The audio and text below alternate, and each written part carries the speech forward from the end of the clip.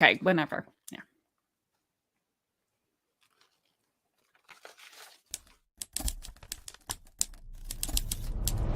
This week on Just Solutions. The big lie about election fraud in 2020 continues to permeate and threatens to undermine our entire democracy. Our guests today are Amber McReynolds, former Denver Elections Director and currently the Chief Executive of the National Vote at Home Institute. She has just been sworn in as the only female governor of the Postal Service. Also joining us is Jessie Grace, one of the filmmakers behind a new documentary, Democracy versus the Big Lie, The Truth About Mail-in Voting. The film looks at how Colorado has led the way in secure voting by mail and how that system was attacked by former President Trump before and after the 2020 election. From Free Speech TV, Just Solutions. Amber and Jessie, it's so great to have you join us on Just Solutions. Thank you so much for being here today. Thank you so much for having us. Well, the big lie, as it is known, is basically saying that the 2020 presidential election, the results were fraudulent and that Trump actually was the winner. The big lie. What, though, are some of the elements around that big lie that particularly pertain to mail-in ballots? Because I really want to talk about the reality and the truth behind mail-in voting and how secure that process is. So when it comes to the big lie that is still permeating out there, what are they saying that specifically pertains to mail-in voting? Amber. Sure. Well, the history around mail-in voting is a long one in the United States. It actually dates back to the Civil War.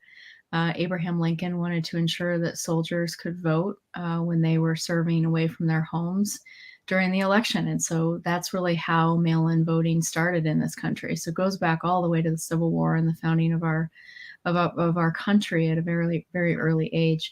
It's also was largely a nonpartisan or bipartisan policy reform that many states around the country have used for a long time, including Florida, Georgia, Arizona, Utah, Montana, and a number of purple states like Colorado and others. And so all of the states in the United States have some form of absentee or mail-in voting, as we say it. Every one of the 9,000 jurisdictions in the country offer it in one form or another, and have for a long period of time, dating back to the Civil War.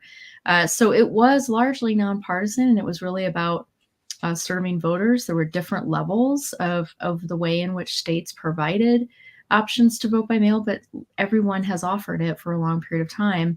And many of the politicians that railed against it in 2020, as we started to see a lot of the narrative coming mostly from the White House in the summer of 2020 against mail-in voting, a lot of the politicians that started to pick up on that have actually been voting by mail for a long period of time and use it almost every election. So it's very interesting to me, and it has certainly been interesting since a lot of this started, to see this narrative develop in the way that it has, as an attack on a voting method that's proven, that has been longstanding and used in our country, is safe, is secure, and offers, frankly, voters an opportunity to vote in a convenient way. Actually, in the film, Amber, you say you never thought that you would have to fact check the White House when it comes to this, but this is where this big lie originates from the Trump administration. But how is the process secure? Let's focus on that, the actual reality of how mail-in ballots are, in fact, incredibly secure. How is it secure? Sure. Well, first, for us to mail, or for election officials to mail voters a ballot, they need to know where voters are. So the voter registration process, changes of address, voters are responsible for keeping their information up to date.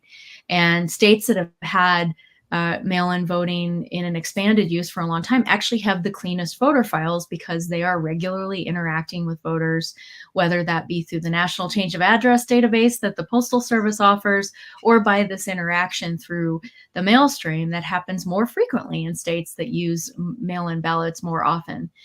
So there's that component, and it's, we consider that to be address library or address accuracy issues. The second big thing is an innovation that started actually in Denver, Colorado, way back in 2010 now, if you'll believe it. But we created a technology called ballot tracking, and it was the first in the world, not only the first in the nation, but the first in the world to track a ballot through the entire process, through the mail stream, outbound, inbound, and then all the way through the verification steps. And that was created in Denver in 2010, rolled out, and many states have now adopted that technology, and it provides transparency and security of the mail-in ballot process. So that also was another tool that was widely used in 2020. And then on the back end, when the mail ballot comes back in, each ballot is checked, verified with the identifying information, whether that be a signature or other ID information. Election officials of both parties and cross parties check this information. They do it in a transparent way. And there's very specific procedures and processes under the laws in each state that are followed to verify that those ballots are actually from the voter that sent them in. So I just listed a few, but there are multiple steps in this process to ensure security, and multiple ways in which if there are any issues, or if someone does try to take advantage of the system or act in a bad way, there are multiple ways in which accountability happens to hold those people to account when that rarely happens. Well, Jesse, as Amber outlined there are real Colorado connections with mail-in ballots in terms of how the state has led the way with Amber when she was the head of Denver elections back in 2010. And you're a Colorado filmmaker. This really is a Colorado film, and it features many voices from Colorado around this, as well as voices from around the country. Why, first of all, was this a project you even wanted to take on? I think just the importance of it. I mean, it was, we started it before voting from home and mail-in voting was a huge conversation. It was just starting to ramp up.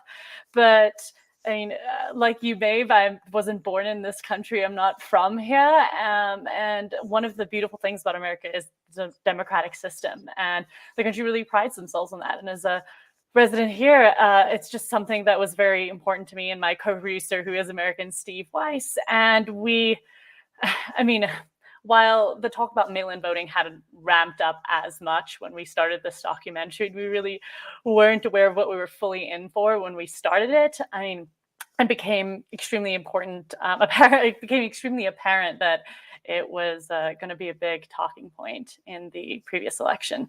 But even without that, there were many controversies, and people just were wanting to vote more than ever and wanting to make sure that their voices were heard. And I think I just can't stress enough the importance of voting. And I think it was just an honor to get to cover such an important topic that affects every single person living in this country and the world, really.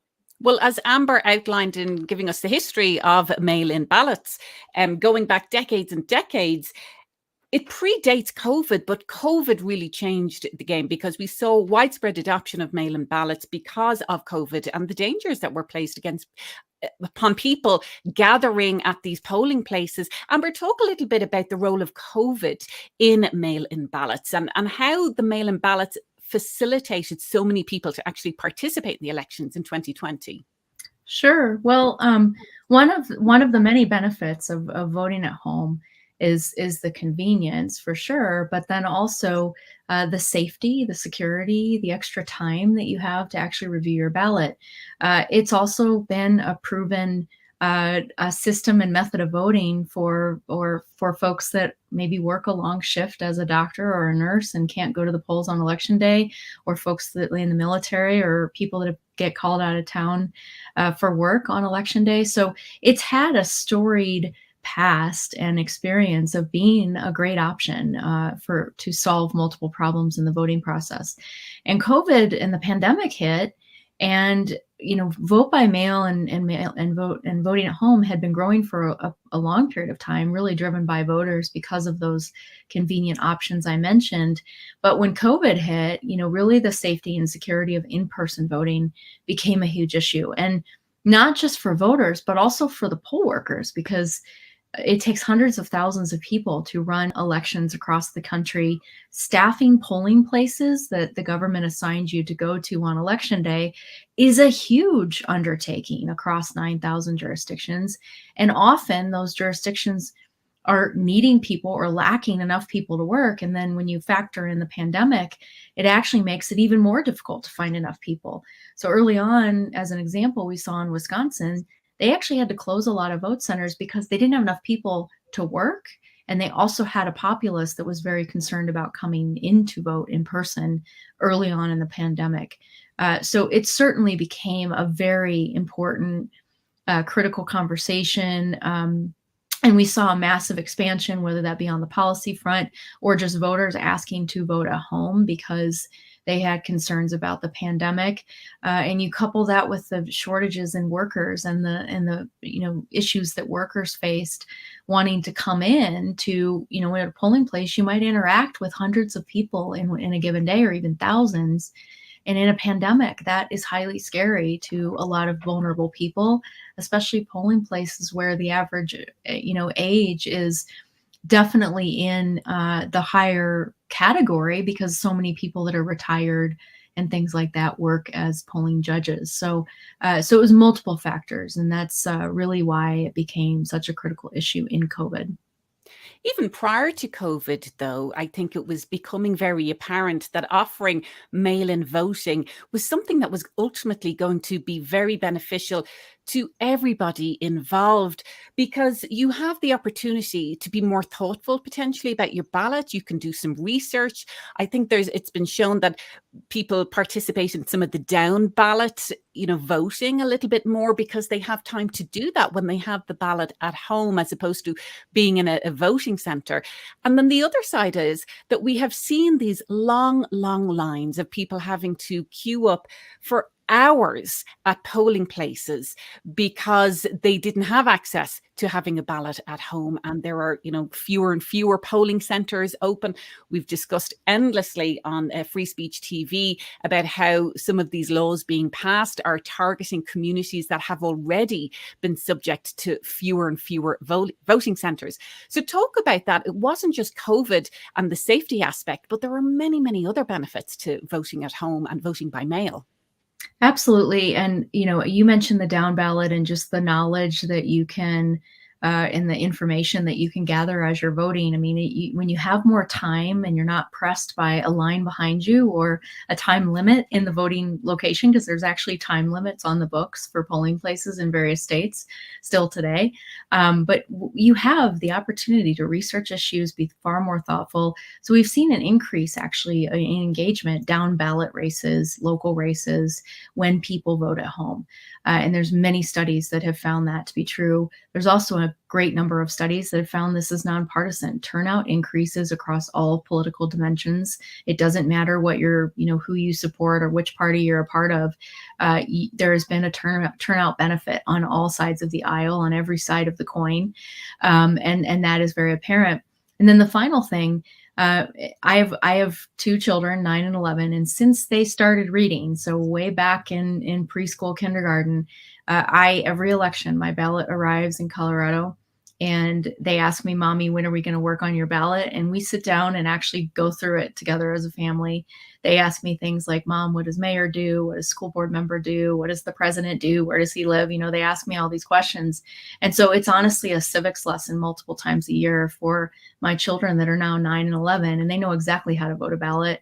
They know exactly what they need to do to be an informed voter, and they're at the very early stages of their life. And so it provides a huge opportunity for parents and really for a broader civic conversation to happen around the voting process that you would not be able to experience in a polling place.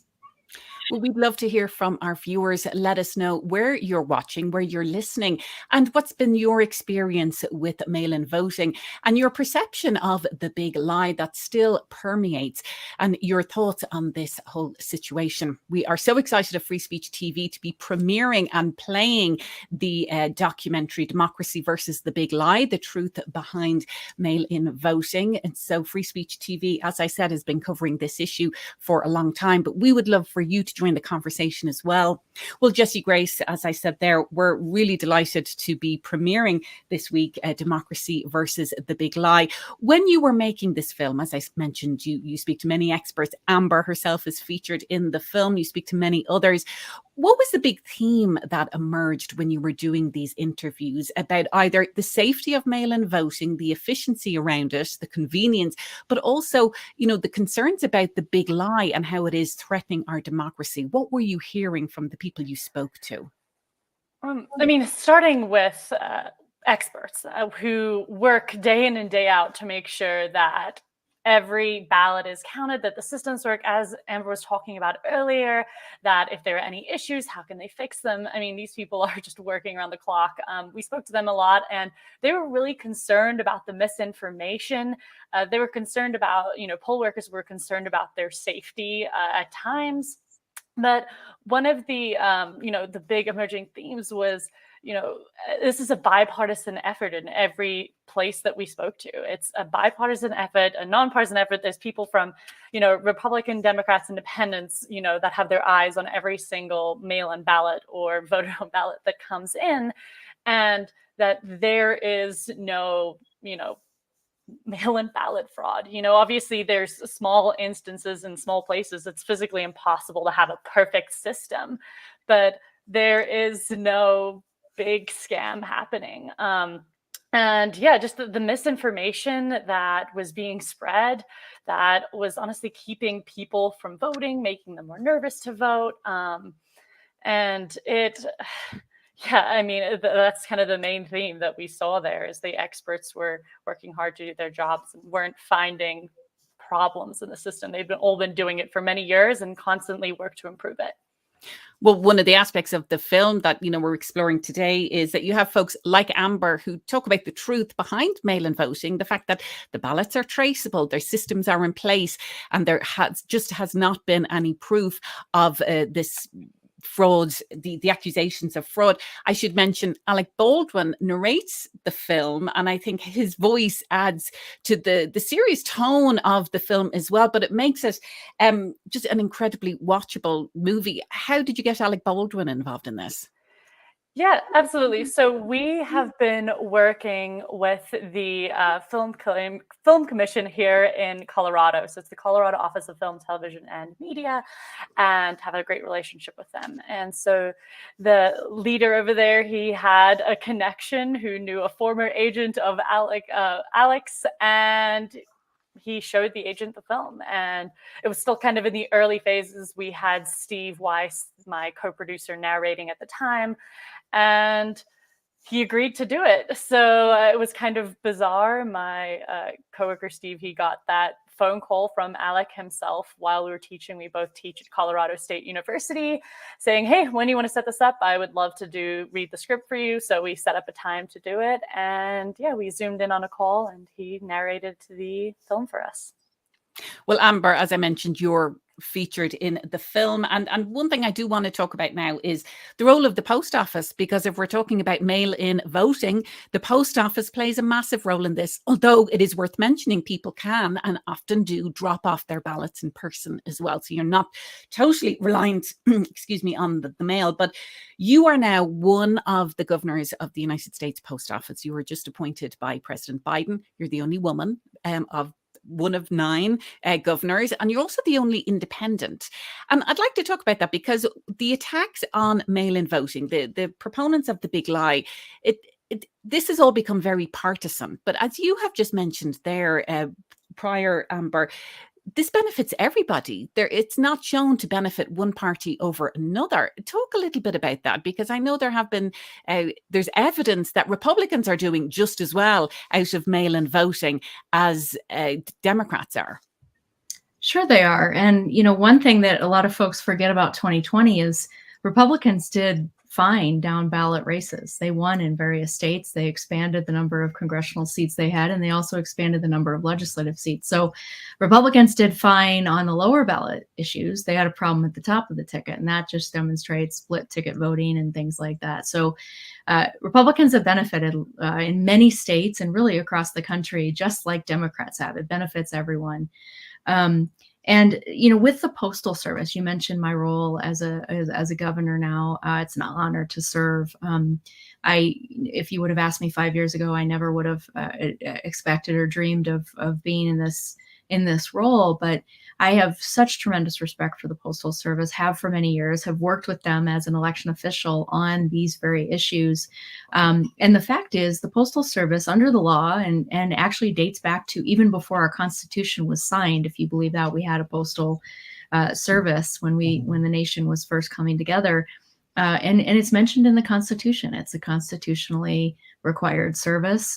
In the law, we also are required to provide universal service to every community across the country 6 or 7 days a week.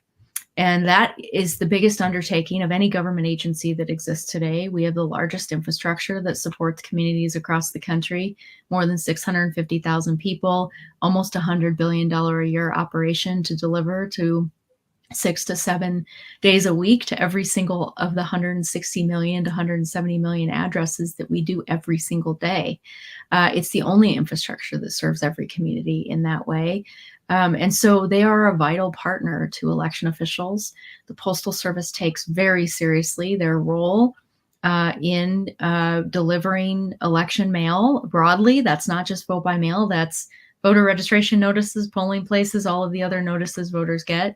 And we take that very seriously and work hard to make improvements on that.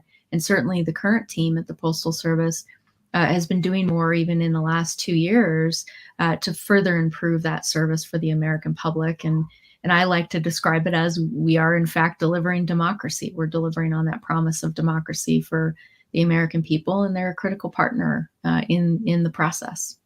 Well, as your role of one of the 9 governors, you're now chairing the Post Office's Elections Committee. So what is the role of the Post Office now when it comes to elections? Obviously delivering and receiving the ballots and all of the other election material. But when it comes to this broader discussion of the integrity of elections, what role can you play now as one of the governors of the Post Office to counteract the big lie and to, in fact, educate people on how safe and effective mail-in voting is?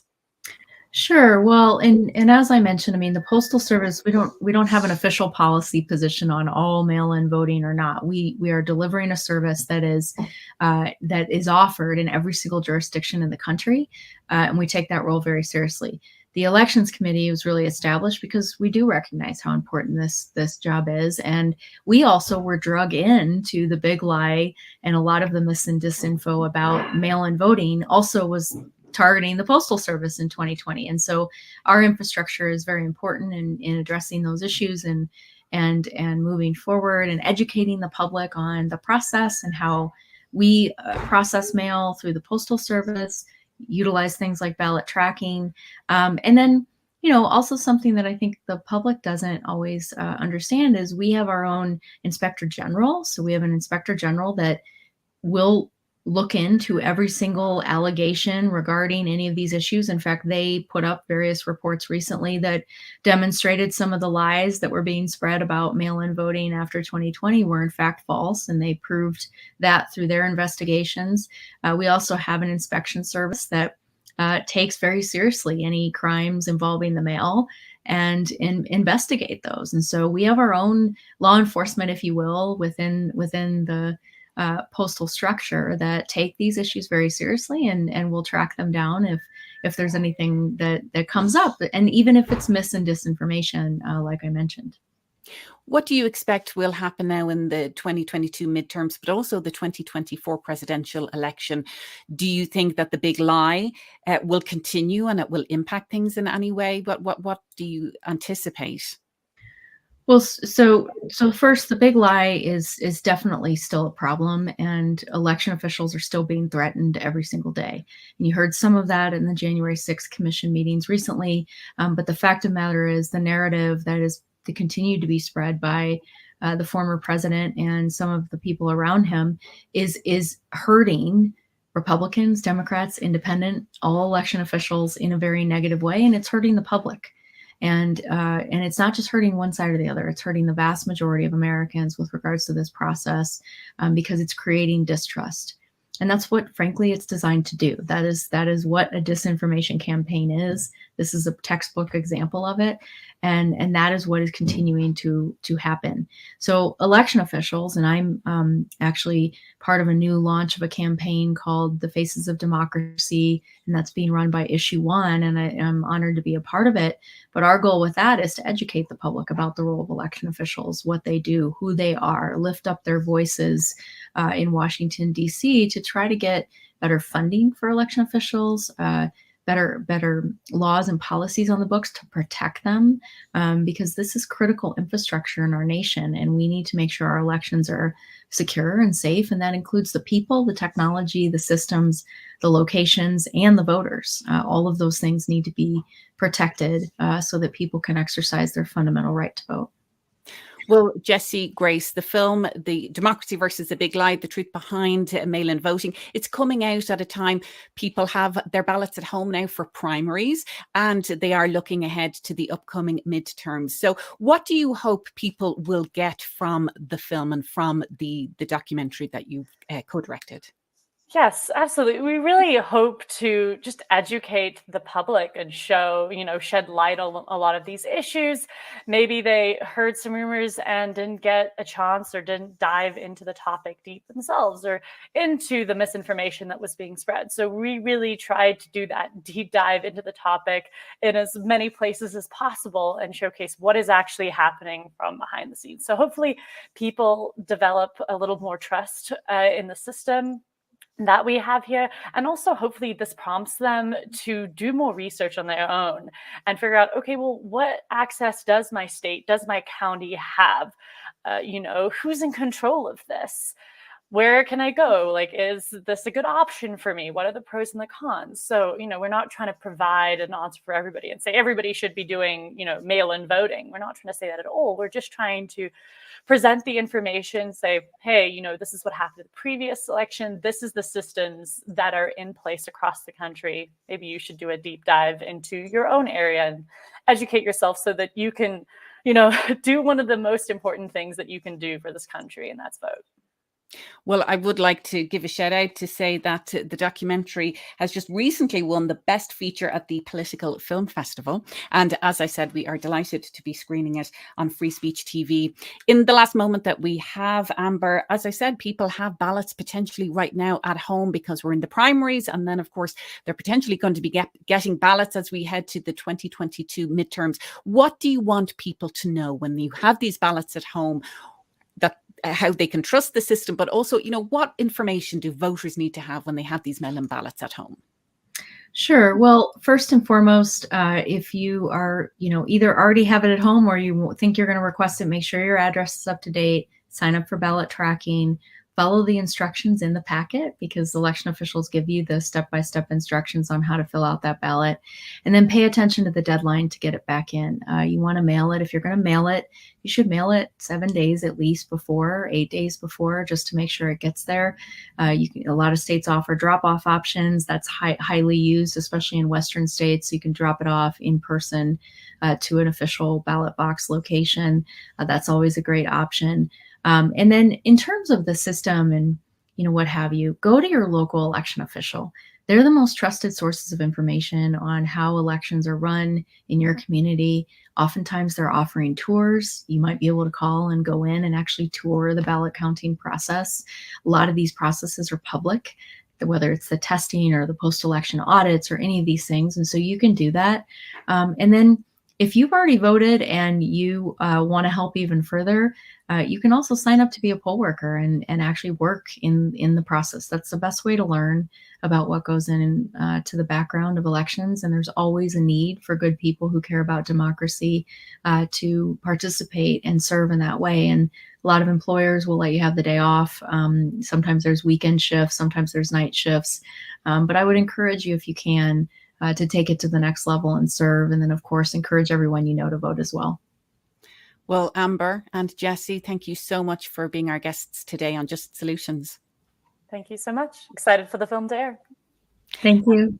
And as I said, we are absolutely delighted for Free Speech TV to be broadcasting Democracy versus the Big Lie. So you can find out more at our website, freespeech.org. And don't forget, Just Solutions is also a podcast, so subscribe to it wherever you get your podcasts and never miss an episode. And join us same time, same place next week for another conversation from Free Speech TV's Just Solutions.